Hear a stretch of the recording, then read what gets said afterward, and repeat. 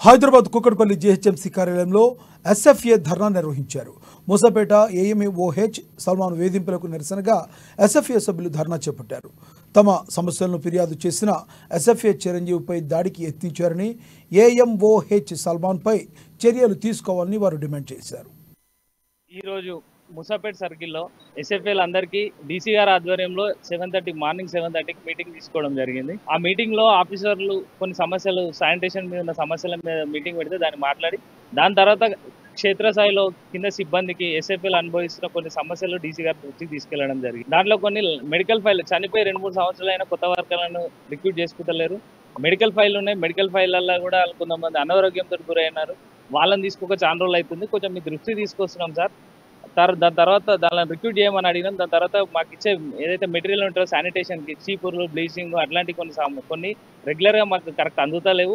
అవి క్షేత్రస్థాయిలో మాకు అందరికి కరెక్ట్ అందిస్తే మేము వర్క్ చేయడానికి ఈజీగా అవుతుంది. మాకు కొంచెం అది మెటీరియల్ కరెక్ట్ ఇప్పియండి సార్ అని అడిగి డీసీ గారికి మేము చెప్పడం జరిగింది.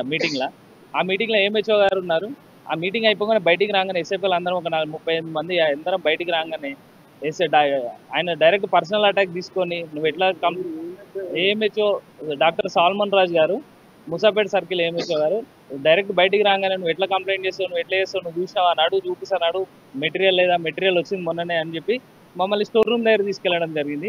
ఆ స్టోర్ రూమ్లో చూస్తే దాంట్లో మాకు ఒక గ్రూప్కి, ఒక ఎస్ఎఫ్ఏకి 3 గ్రూపులు ఉంటాయి, 4 గ్రూపులు ఉంటాయి.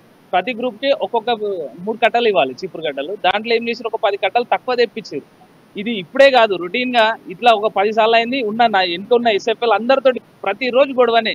ఒక్కొక్కరికి 5,000, 6,000, 10,000 ఫైన్లు వేసుకుంటూ పోతున్నాడు.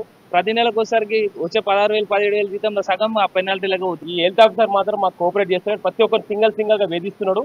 ఆయన అరాచకాలకు మేము డ్యూటీ చేయలేకపోతున్నాం. ఆల్రెడీ ఆయన డ్యూటీకి వచ్చి జాయిన్ అయినప్పటి నుంచి 2 ఎస్ఎఫ్ఎల్ పుట్టగొట్టినడం జరిగింది.